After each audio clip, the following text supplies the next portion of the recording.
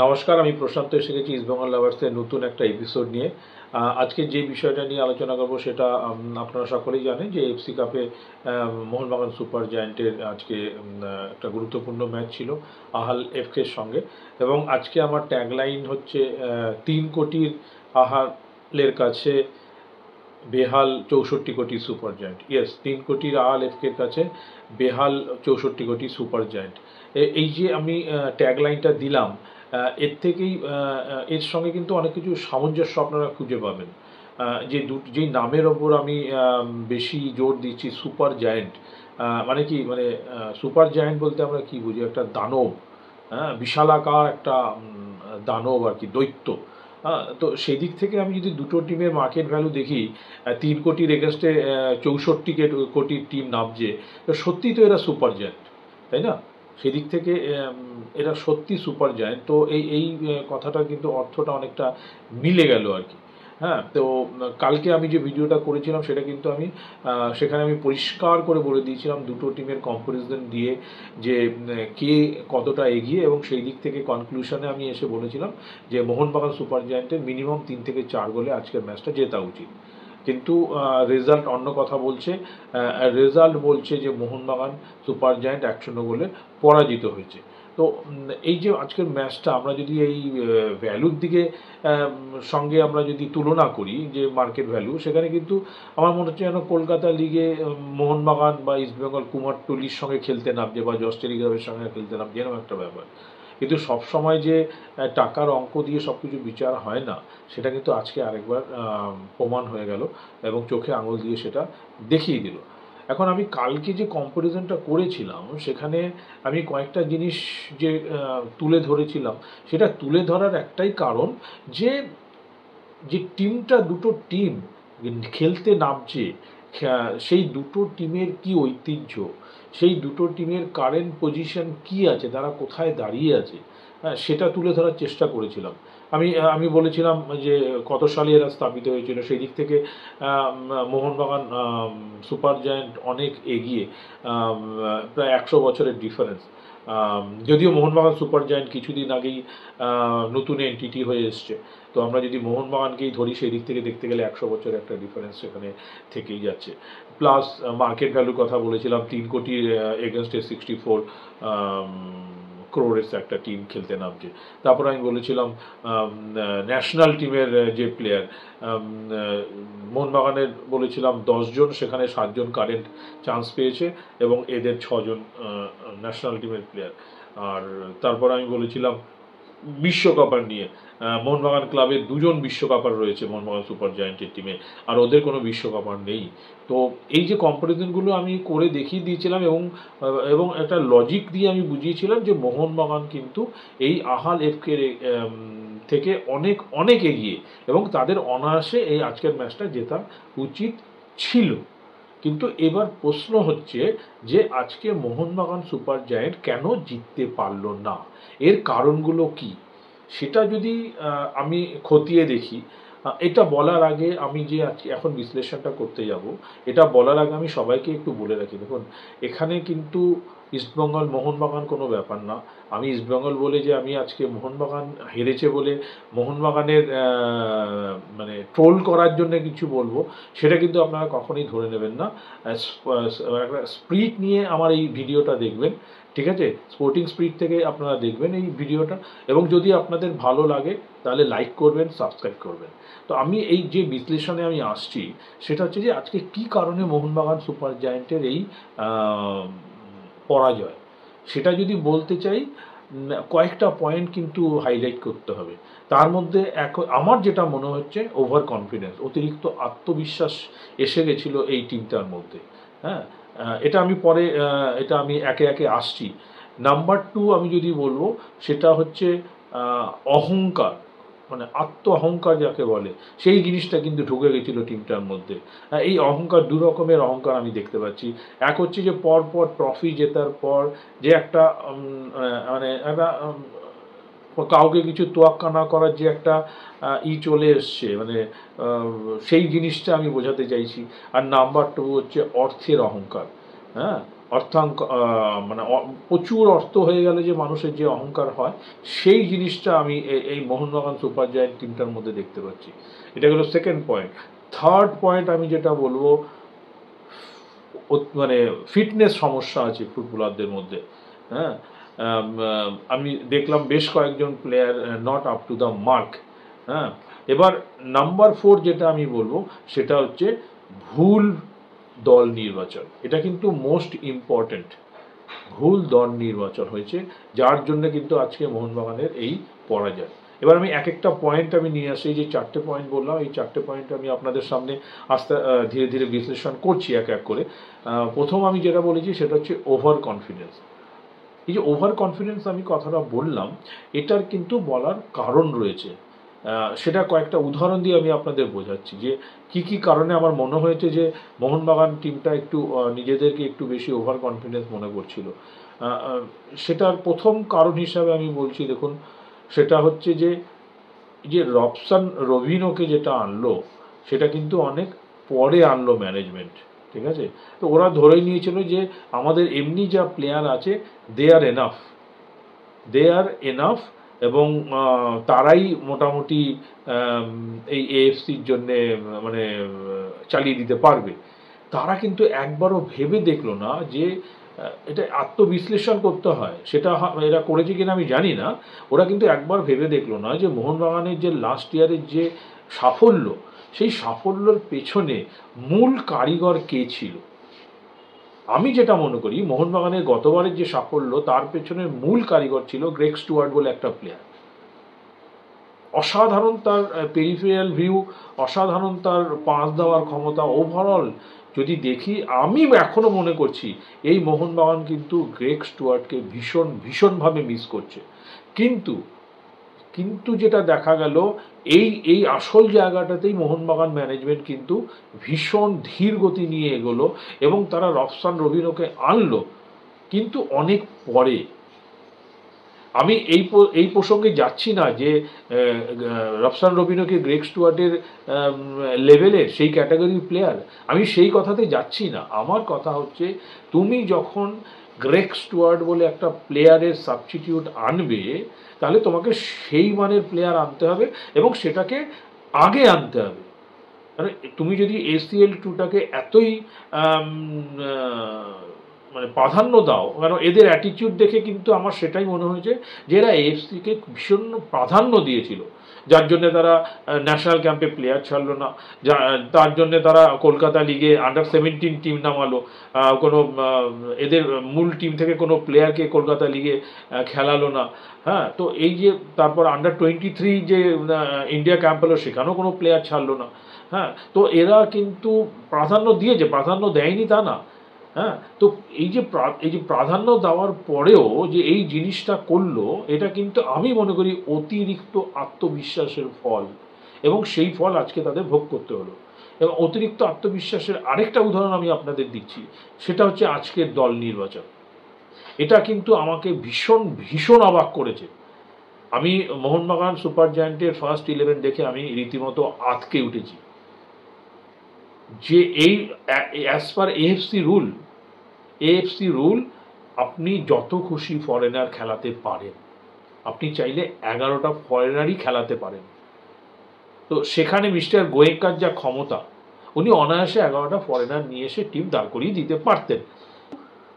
উনি যে 6খানা ফরেনারও এনেছে, সেই 6খানা ফরেনারও আমি ফার্স্ট 11-এ দেখতে পারলাম না।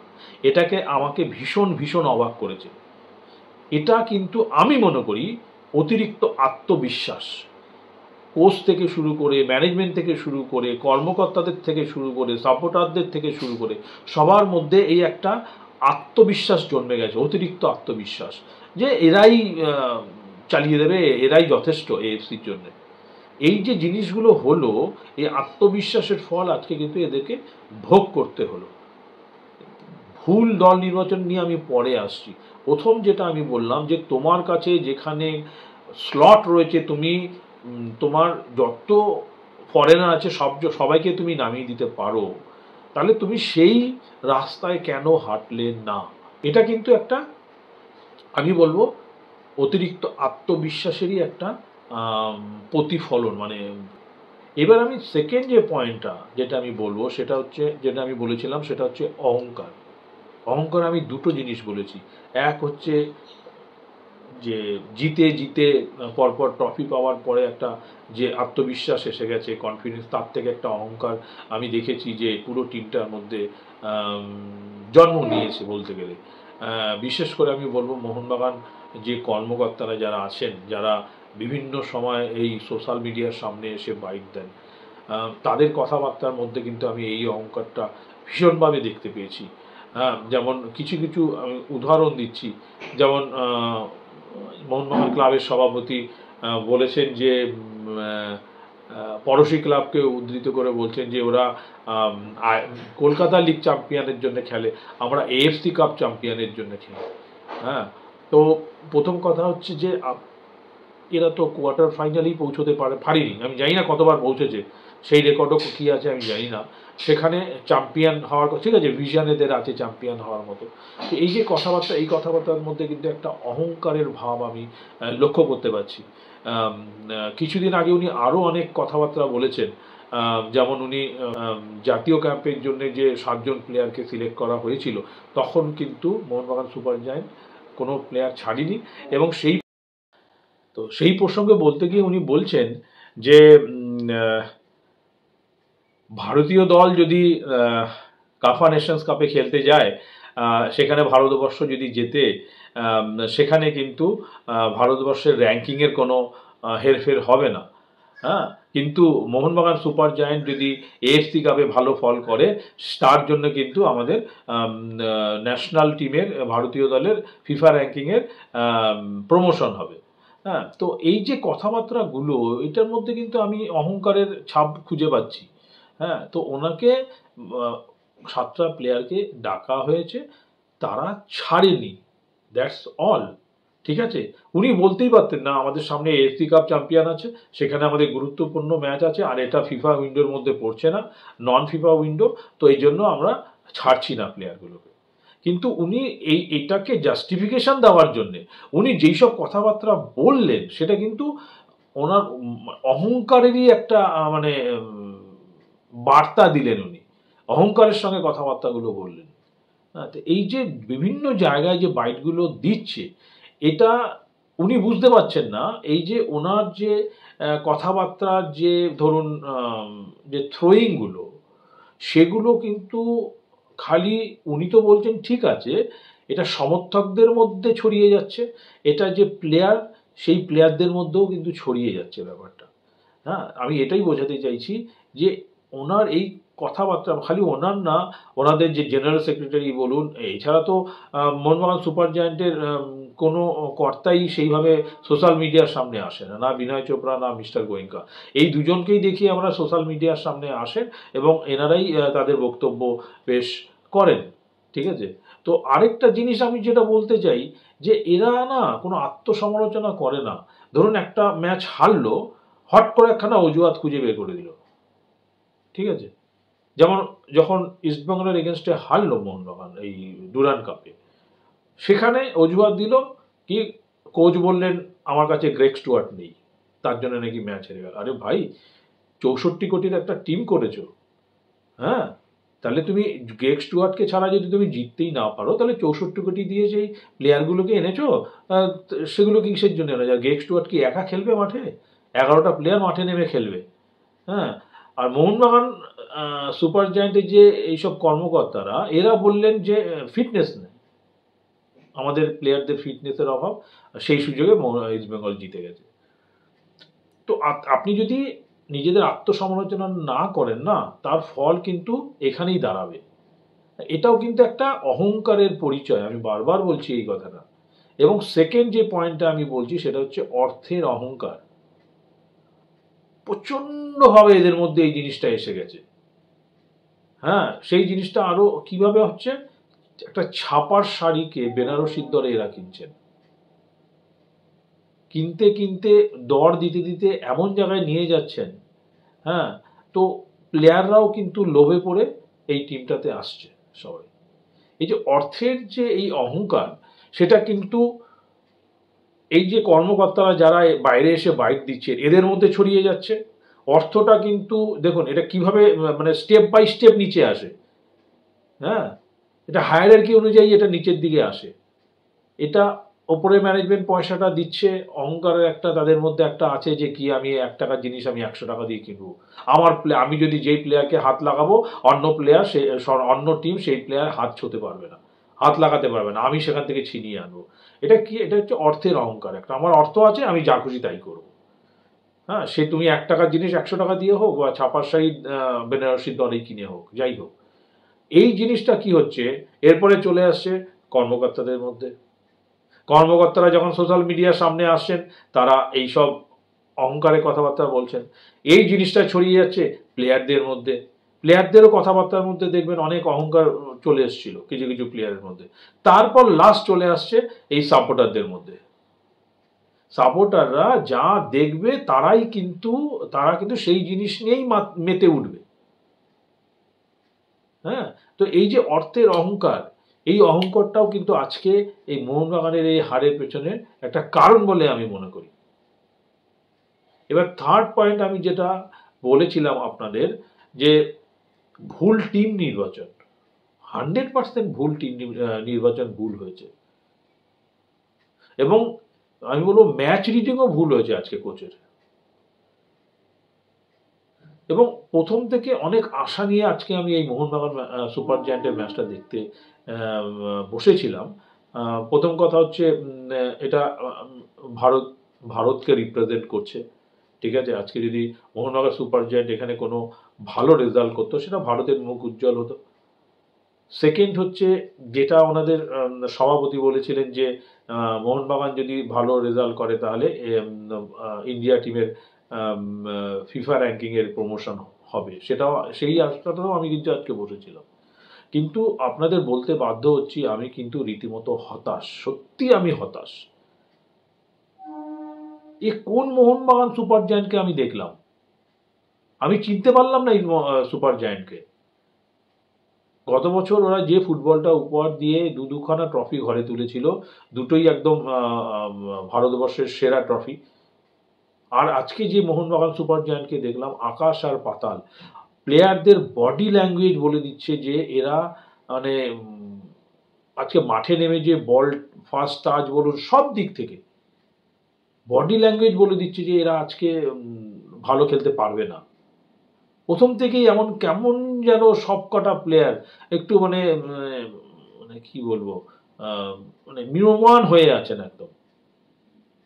তো ভুল টিম নির্বাচন কিন্তু এর জন্য অনেকটাই দায়ী, এবং ভুল টিম রিডিং আমি বলবো। আজকে আহাল এফকে যে টিমটা এসছে সেই কোচটা কিন্তু মোহনবাগান সুপার জায়ান্ট টিমটাকে নিয়ে ফুল হোমওয়ার্ক করে তারপর কিন্তু ওরা খেলতে নেমেছে। ওদের যা খেলার ধরন আমি দেখলাম, পুরো হোমওয়ার্ক করে পুরো ভিডিও দেখে মোহনবাগানের কোন দিকটা ওদের স্ট্রং সেই সব দিকগুলোকে দেখে কিন্তু ওরা আজকে খেলতে নেমেছে, এবং যেই দিকটা ওদের স্ট্রং সেই দিকগুলোকে ওরা একদম বন্ধ করে দিয়েছে সেই জায়গাগুলো। তার প্রথম উদাহরণ হচ্ছে আজকে কিন্তু লিস্টান কোলাসো খেলতেই পারেনি। রাইট উইং বলুন, লেফট উইং বলুন, পুরো বোথা হয়ে গেছে মোহনবাগানে, যার ফলে কোনো আক্রমণ সেভাবে দানা বাঁধেনি। ফার্স্ট হাফে আমি মোহনবাগানের থেকে কোনো একটা ভালো মুভ আমি দেখতে পাইনি যেখান থেকে গোল হতে পারে। যেটা ওরা করছিল, ওদের কোচ যেটা করছিল, মোহনবাগান যখনই আক্রমণে আসছে 5 ডিফেন্সে চলে যাচ্ছে। লিস্টান কোলাসোকে ওইদিকে একজন চলে যাচ্ছে, এইদিকে রাইট উইংয়ে যে আছে তার ওইদিকে চলে যাচ্ছে, মাঝখানে 3জন থেকে যাচ্ছে। তো ওরা যে মোহনবাগান যে উইং দিয়ে প্লেটা করবে, কাকে বল বাড়াবে? ওখানে তো ম্যান দাঁড়িয়ে আছে, মাঝখানে 3জন ডিফেন্স, তার ঠিক ওপরে 3টে ডিফেন্স মাঝমাঠের প্লেয়ার। আবার যখন ওপরে আক্রমণে যাচ্ছে সঙ্গে সঙ্গে দেখছি ওরা কিন্তু 6-7 জন মিলে আক্রমণে চলে যাচ্ছে। ভীষণ গতিশীল এই টিমটা, ভীষণ গতিশীল, এবং আমি মনে করি সেই গতিশীলের কাছেই আজকে মোহনবাগান হেরে গেল। ওরা যে গতিশীল ফুটবলটা খেলেছে তার কাছেই মোহনবাগান সুপার জায়ান্ট আজকে হেরে গেল। এবং ম্যাচ রিডিংয়ে এত ভুল থাকবে, কেন আমি লিস্টার কোলাসোকে এতক্ষণ মাঠে রাখবো? আমি ভেবেছিলাম ঠিক আছে ফার্স্ট হাফে দেখে নিল কোচ, সেকেন্ড হাফে হয়তো প্রথম থেকেই সবকটা বিদেশিকে নামিয়ে দেবে। আমি আরো চমকে গেলাম। এবং আপনি দেখুন মোহনবাগান সুপার জায়ান্ট কিন্তু ম্যাচে ফিরল 60 মিনিটের পর, যখন অনুরোধ থাপা এবং ম্যাকলারেনকে মাঠে নামানো হলো। তারপরে কিন্তু মোহনবাগান যে ফুটবলটা খেলছিল চোখে দেখে ভালো লাগছিল এবং মনে হচ্ছিল যে এবার হয়তো যে কোনো সময় গোল হয়ে যেতে পারে। পরিষ্কার বোঝা গেল এর থেকে যে টিমটার দল নির্বাচন ভুল ছিল, একদমই ভুল ছিল। প্রথম থেকে যদি এই কম্বিনেশন টিমটা নামাতো তাহলে কিন্তু আমি মনে করি না মোহনবাগানকে আজকে হেরে মাঠ ছাড়তে হতো। দিমিত্রি পেট্রাটস, কি হলো পেট্রাটসের? প্লেয়ারটা কেন হারিয়ে যাচ্ছে? এই প্লেয়ারটা একসময় বিপক্ষ টিমের ত্রাস ছিল। হাবাসের সময় এই প্লেয়ার এই পেত্রাতসকে আমরা যে ফর্মে দেখেছি, মলিনা আসার পরে এই পেত্রাতস কিন্তু পুরো হাওয়া হয়ে গেল, পুরো উধাও হয়ে গেল। আমরা সেই পেত্রাতসকে দেখতেই পেলাম না। কেন প্লেয়ারটা মাঠের বাইরে থাকবে? তোমার হাতে অপশন আছে 6টা প্লেয়ার খেলানোর। তুমি কি মনে করছো পেত্রাতসের থেকে সামাদ বড় প্লেয়ার? তাহলে তুমি অত টাকা দিয়ে কেন ফরেনার নিচ্ছ? আব্দুল সাল পেট্রাতসের থেকে বড় প্লেয়ার। এখানে যদি টিম কোচের সঙ্গে প্লেয়ারের কোনো ইগল লড়াই থাকে, সেই ইগল লড়াইটা কিন্তু মাঠের বাইরে ফেলে আসা উচিত ছিল কোচের। তোমাকে ম্যাচটা জিততে হবে, তার জন্য তোমার সেরা অস্ত্রকে মাঠে নামাতে হবে। তুমি একটা ফরেনারকে কাজেই লাগালে না 90 মিনিটে। এটা কি ধরনের কোচিং হলো?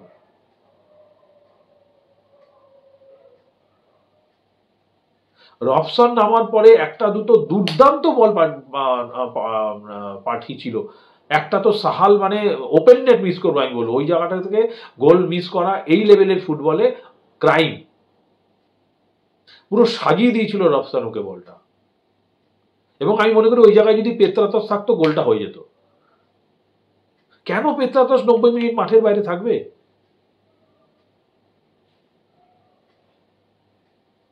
এই ভুল টিম নির্বাচন কিন্তু এই মোহনবাগান সুপার জায়ান্টকে আরো অনেক পিছিয়ে দিয়েছে আজকের ম্যাচে। লাস্ট যে পয়েন্টটা নিয়ে আমি আলোচনা করব সেটা হচ্ছে ফিটনেস। আমি আপনাদের আজকে একটা কথা বলছি, যেই দিন পেত্রাতস আর রবিনো কলকাতা বিমানবন্দরে নেমেছিল এবং তার ছবি দেখে আমি আটকে উঠেছিলাম। এটা কোন পেত্রাতসকে আমরা দেখছি? হাবাসের সময় পেত্রাতস?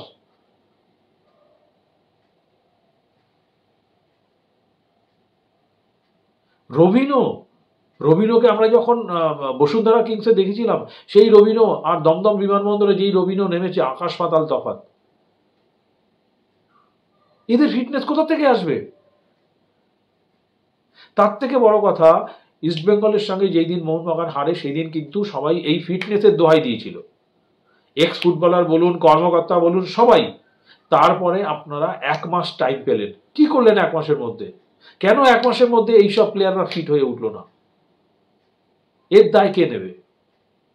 তো ভাবুন, আপনারাও ভাবুন, এবং সাপোর্টারদেরও বলবো আপনারা ভাবুন, ভালো করে ভাবুন এবং এর প্রতিবাদ করতে শিখুন। Don't mind. আমি একটা কথা এখানে বলতে চাই, মোহনবাগান সুপার জায়ান্টের যে সাপোর্টাররা আছে না, তারা কিন্তু প্রতিবাদটা করতে জানে না ঠিক করে। এটা আমি আপনাদের ট্রোল করছি না বা মজা করে বলছি না। আপনারা প্রতিবাদটা করতে ভুলে গেছেন। প্রতিবাদটা করতে শিখুন। ঠিককে ঠিক, ভুলকে ভুল বলুন। কোচ যখন ভালো কাজ করবে তার যেমন আপনি প্রশংসা করবেন, কোচ যখন ভুল ডিসিশন নেবে তারও আপনাকে সমালোচনা করতে হবে এবং সেই সমালোচনাকে নিতে হবে, মানে স্পোর্টিংলি।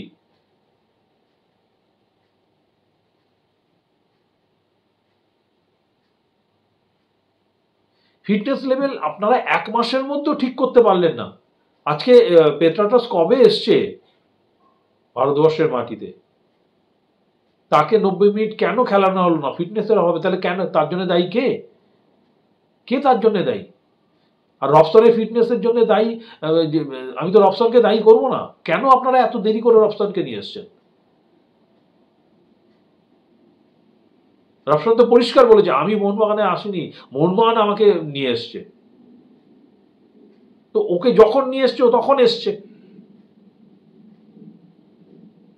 আজকে রবসন যখন মাঠে নেমেছিল ওর চেহারা দেখেই আমার ভয় লাগছিল।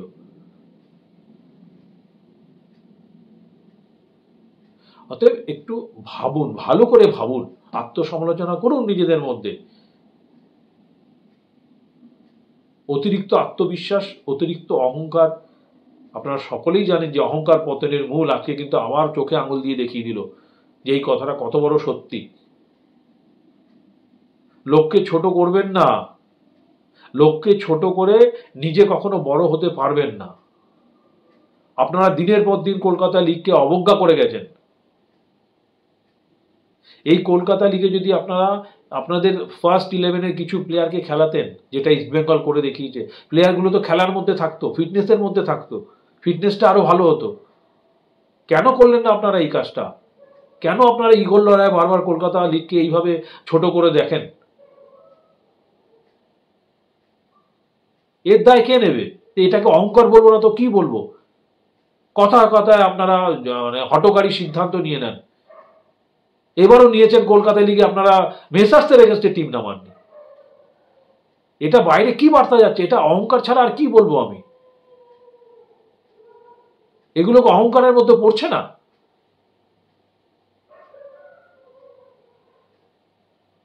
হঠকারী সিদ্ধান্তে আপনারা এমন করছেন, তার কিন্তু দায় নিতে হচ্ছে সমর্থকদের।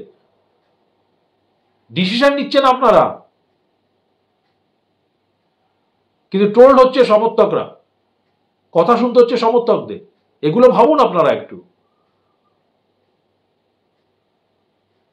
কথায় কথায় আমি এটা করবো না, আমি ওটা করবো না, আমি সেটা করবো না, সবাইকে আপনি কন্ডিশন দিয়ে বেড়াচ্ছেন। এগুলো অহংকারের ফল। এটা 100% অহংকার। ডুরান্ড কাপ যখন শুরু হয় সেখানে একটা কন্ডিশন দিয়ে বসলেন যে না, আমরা ইস্টবেঙ্গল মোহনবাগান এক গ্রুপে দিলে আমি খেলবো না। এখানে তো আরো 24টা টিম খেলেছে, তারা কোনো কোনো আমি তো শুনিনি কোনো টিম গিয়ে কন্ডিশন দিয়েছে ডুরান্ড কাপ কমিটিকে। তো এটাকে অহংকার বলো না তো কি বলবো আমি?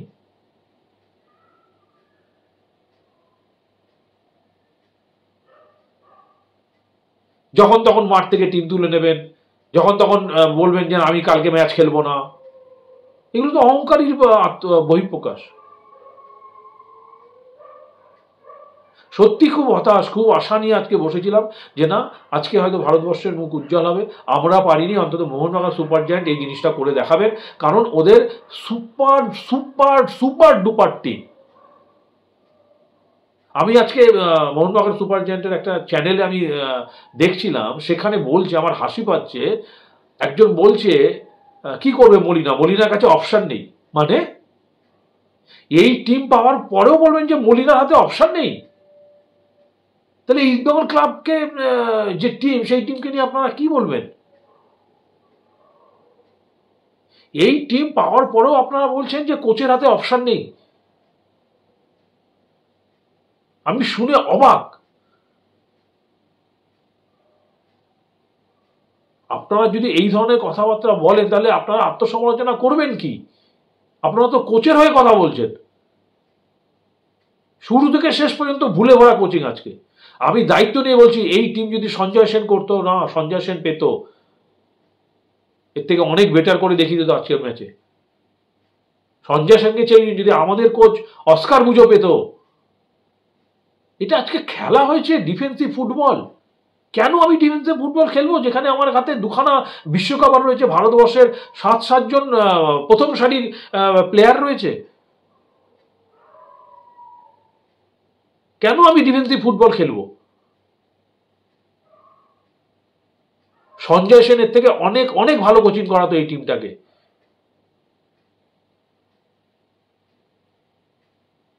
অতএব সত্যি আজকে মানে আমি খুব হতাশ এবং আমার লজ্জাও লাগছে যে এইভাবে একটা বিশ্রী ফুটবল খেলে মানে সবার সবার কাছে ছোট হয়ে গেলাম ভারতীয় হিসাবে। অনেক আশা নিয়ে দেখতে বসেছিলাম যে এই ম্যাচটা অন্তত মোহনবাগান সুপার জায়ান্ট জিতে ভারতের মুখ কিছুটা উজ্জ্বল করবে।